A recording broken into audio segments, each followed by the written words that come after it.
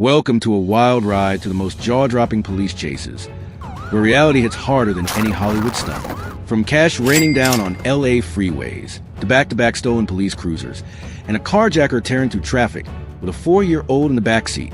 This isn't fiction, it's full-blown madness on wheels.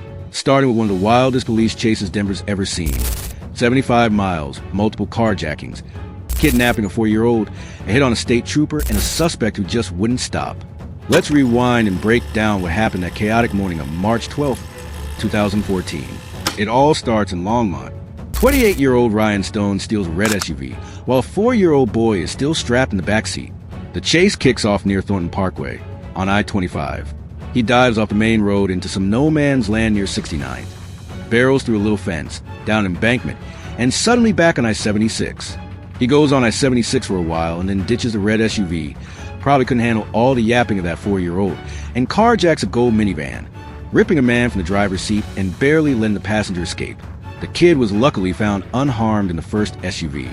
Now he's going the wrong way on the interstate, head-on towards semis and patrol units. Troopers throw down stop sticks, but they miss. Moments later, he tries to ditch the minivan, but troopers were already at the scene, so he gets back in and drives off.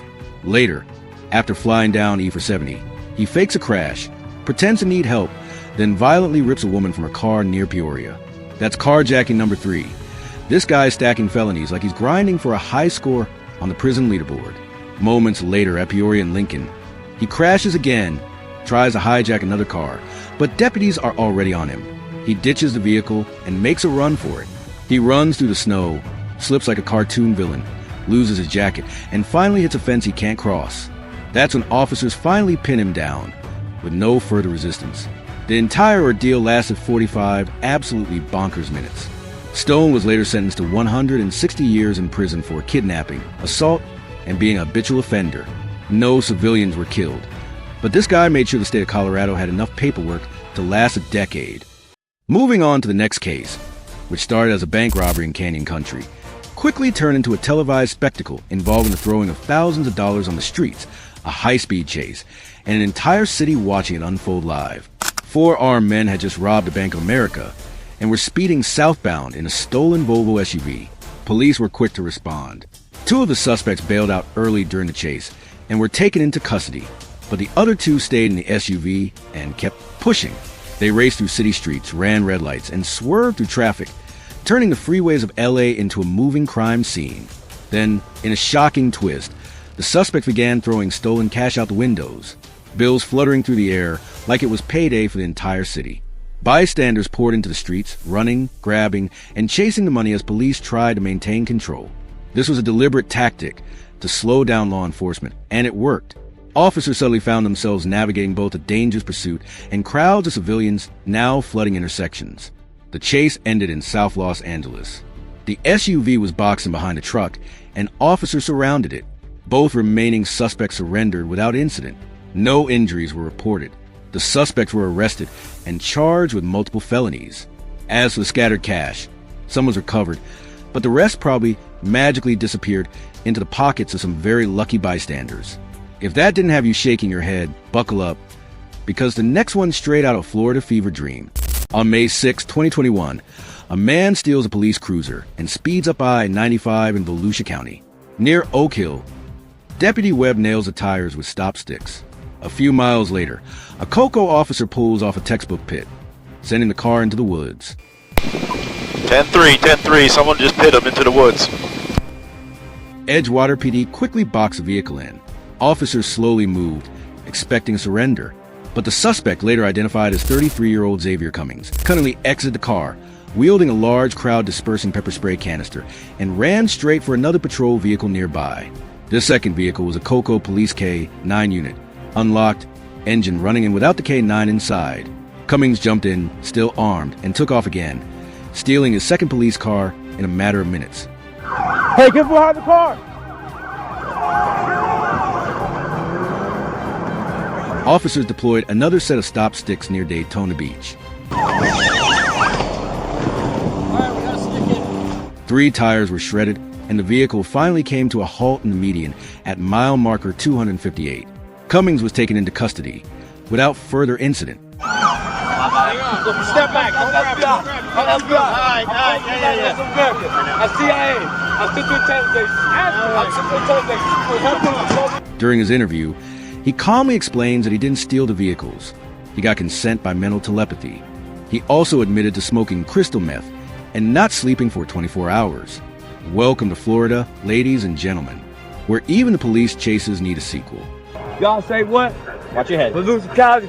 Fred Cummings Sr. Fred Cummings Sr. Go to jail. From I-95 chaos to a full-blown East Bay manhunt, enter a manslaughter suspect who turned East Bay into his personal playground. On June 13th, 2020, in East Bay, California, 28-year-old Victor Tepita Pittsburgh was already out on bail for a prior manslaughter charge. But that wasn't enough chaos for one man. His weekend would soon add a laundry list of new felonies. It started when Tepita allegedly kidnapped a friend and stole his car. When police attempted to apprehend him, he managed to vanish briefly.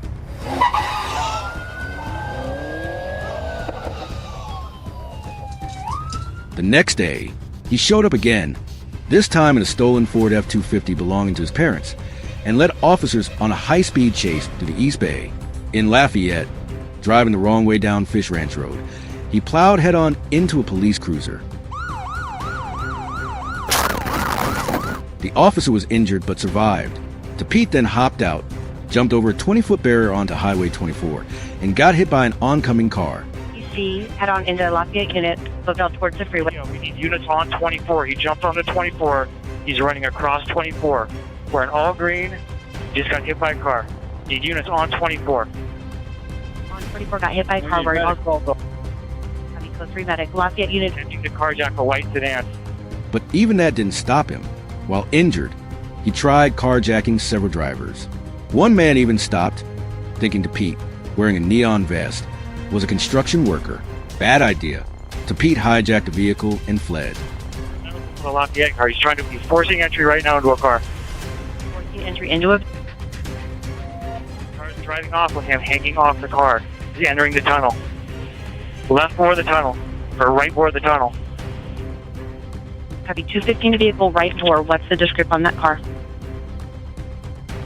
4-door white Toyota Highlander. He's in the car. 215 it. He's in the tunnel now. White Toyota Highlander, 215 it in the tunnel. He blasted through the Caldecott Tunnel, crashed again in Berkeley, then took off on foot, straight into a water treatment facility. Wrong way. Just with another vehicle. Again, now he's running across the lanes of traffic, running to the south. Southbound across 580, footbell contact. AK-9 team eventually cornered him, but not before he allegedly tried to hurt the police dog. Tepita was finally taken into custody. He now faces 15 felony charges and 3 misdemeanors, including assault with deadly weapon, carjacking, evading law enforcement, and trying to injure a police animal. Next up, we have a stabbing suspect tearing down I-95 like he's late for his own arrest.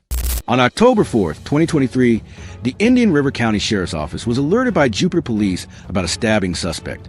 28-year-old Nicholas David Parkesco, last seen fleeing northbound on I-95 at high speed. Deputies quickly responded to the county line. Real-time license plate recognition cameras picked up the suspect's vehicle, allowing authorities to track his location and direction of travel. After a few miles, stop sticks were deployed and successfully hit the target. He's still north on I-95.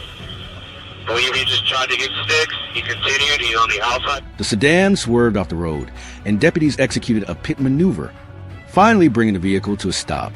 He's stuck. He's in the water. He made it. He might make it through, guys, if he can cut across. Back southbound.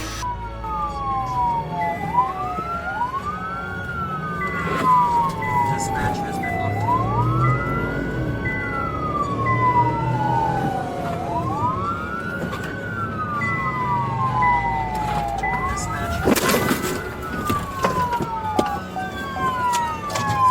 Parkesco was taken into custody without incident. He now faces multiple charges, including attempted murder. No injuries were reported during pursuit or arrest. August 23rd, 2022, North Little Rock, Arkansas. A silver Corvette gets pulled over for tinted windows. Sounds routine until it isn't. The license plate was a custom one that reads Locheg, suggesting it belongs to law enforcement. But the driver was definitely not a cop. From inside the cruiser, the officer notices the Corvette's still in drive. He calls out over the speaker to put it in park. He does, but only for a second. Then, just like that, he floors it.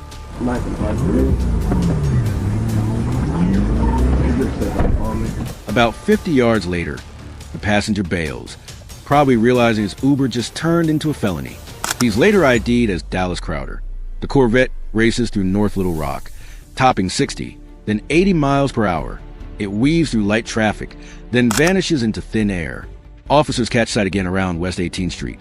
The chase reignites, and now the Corvette's cutting through wet streets and moderate traffic. All while torrential downpour adds cinematic flair. But not every movie ends with a car flip and cuffs. As the rain intensifies near Pike and Pershing, officers make the call. Pursuit terminated.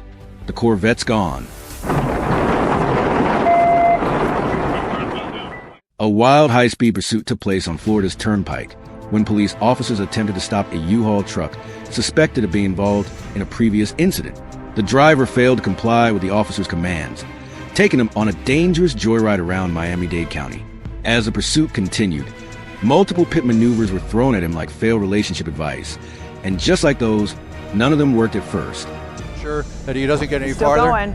All right, can he continue on here? Not wanting to stop there. Another officer is going to come out and do it again one more time. You're going to get control. Let's see what happens here.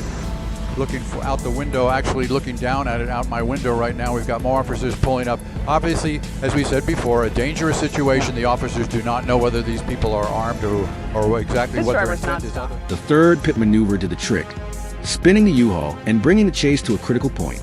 There. Okay, here we go. Let's see what happens. So he's three trying pit to ram the maneuvers. police. Yeah. 3 pit maneuvers to get this van to stop. He's surrounded, going backward, in he's reverse. backing out. Going to try to get away here. He's going to pull in behind him here. Despite the impact, the driver attempted to reverse and flee again, but only managed a short distance before officers successfully brought the vehicle to a complete stop.